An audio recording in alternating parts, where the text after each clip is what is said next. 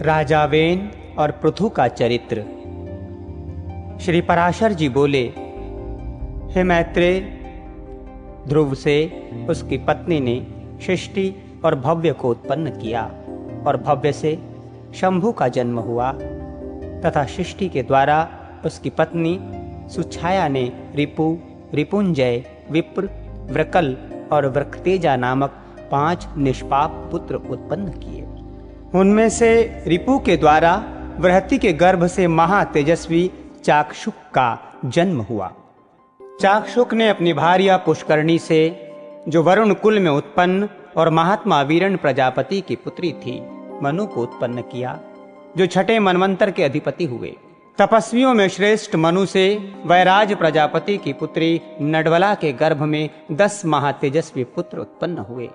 नडवला से कुरु, पुरु, शतदुन्य, तपस्वी, सत्यवान, शुचि, अष्टिहोम, अतिरात्र तथा 9वां सुदुन्न और 10वां अभिमन्यु, इन महातेजस्वी पुत्रों का जन्म हुआ। कुरु के द्वारा उसकी पत्नी आग्नेय से अंग, सुमना, ख्याति, कृतु, अंगिरा और शिबी, इन 6 परम तेजस्वी पुत्रों को उत्पन्न किया। अंग से सुनीता के वेन नामक पुत्र उत्पन्न हुआ। ऋषियों ने उस वेन के दाहिने हाथ का संतान के लिए मंथन किया था। हे महामुने, वेन के हाथ का मंथन करने पर उससे वैन्य नामक महिपाल उत्पन्न हुए, जो पृथु नाम से विख्यात है और जिन्होंने प्रजा के हित के लिए पूर्व काल में पृथ्वी को दुहा था। श्री मैत्रेय जी बोले, हे मुनिश्रेष्ठ, परम ऋषियों ने वेन के हाथों को क्यों मथा, जिससे पराक्रमी पृथु का जन्म हुआ? श्री पराशर जी बोले, हे मुने, मृत्यु की सुनीता नाम वाली जो प्रथम पुत्री थी, वो अंग को पत्नी रूप से दी गई, ब्याही गई थी। उसी से वेन का जन्म हुआ।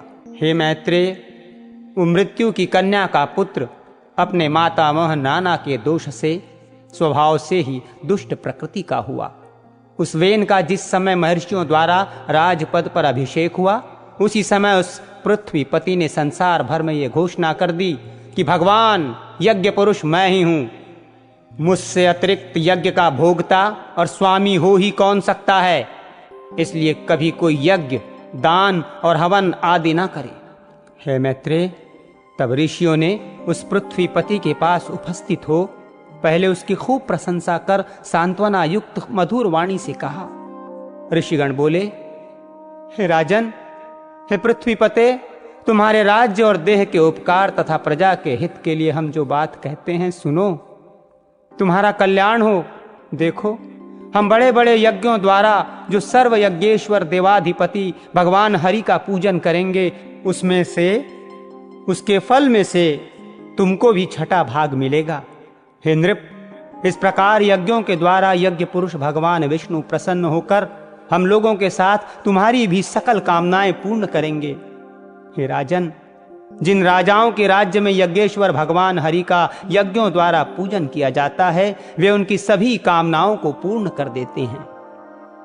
वेन बोला, मुझसे भी बढ़कर ऐसा कौन है जो मेरा भी पूजनीय है? जिसे तुम यज्ञेश्वर मानते हो वो हरि कहलाने वाला है कौन?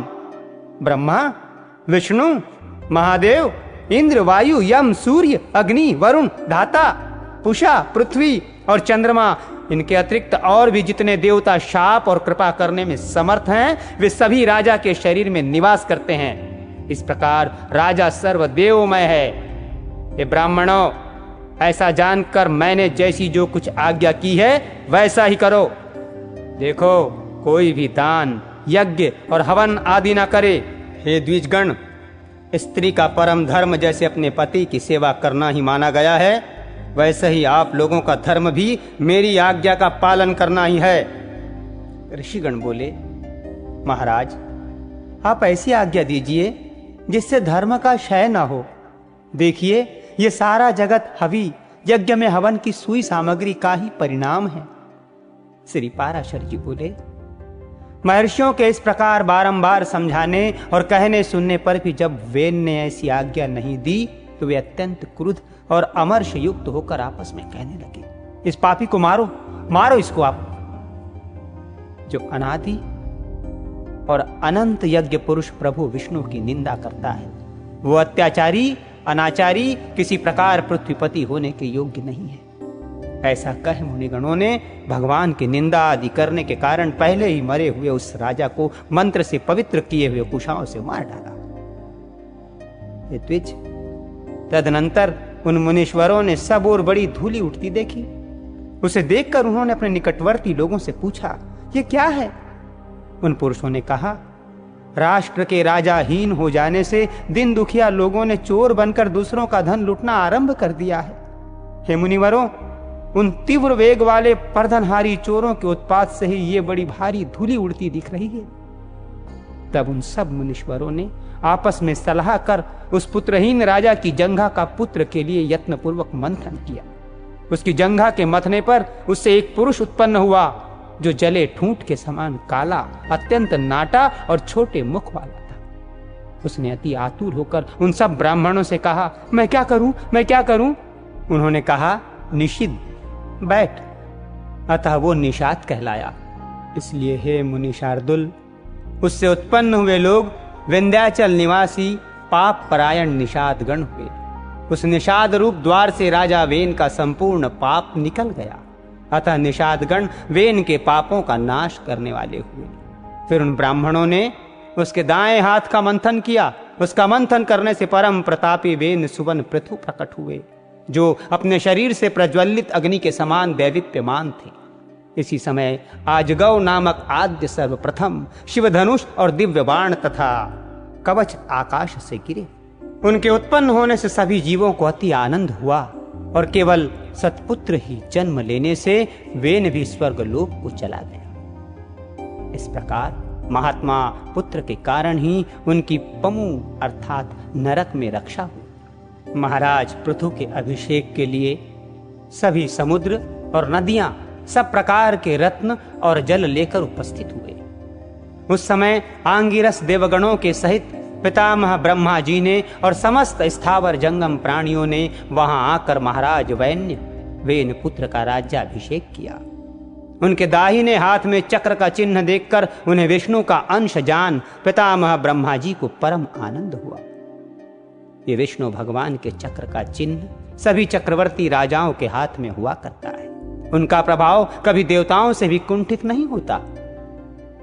इस प्रकार महातेजस्वी और परम प्रतापी वेन पुत्र धर्म कुशल महानुभावों द्वारा विधि पूर्वक अति महान राज राजेश्वर पद पर अभिषिक्त हुए। जिस प्रजा को पिता ने अप्रसन्न किया था, उसी को उन्होंने अनुरंजित प्रसन्न किया। इसलिए अनुरंजन करने से उसका नाम राजा हुआ। जब वे समुद्र में चलते थे तो जल बहने से रुक जाता था, पर्वत उन्हें मार्ग दे देते थे और उनकी ध्वजा कभी भंग नहीं हुई।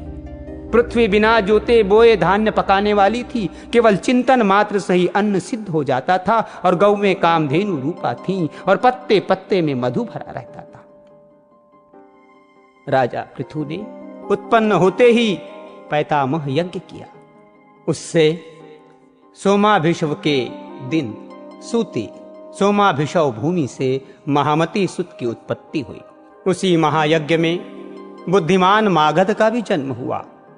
तब मुनिवरों ने उन दोनों सुत और मागधों से कहा, तुम इन प्रतापवान वेन पुत्र महाराज पृथु की स्तुति करो।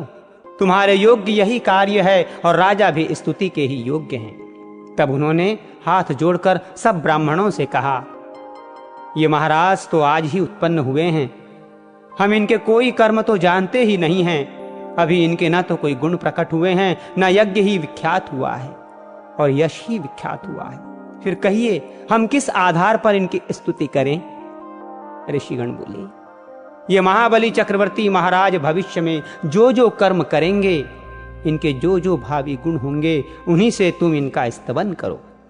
श्री पराशर जी बोले, ये सुनकर राजा को भी परम संतोष हुआ।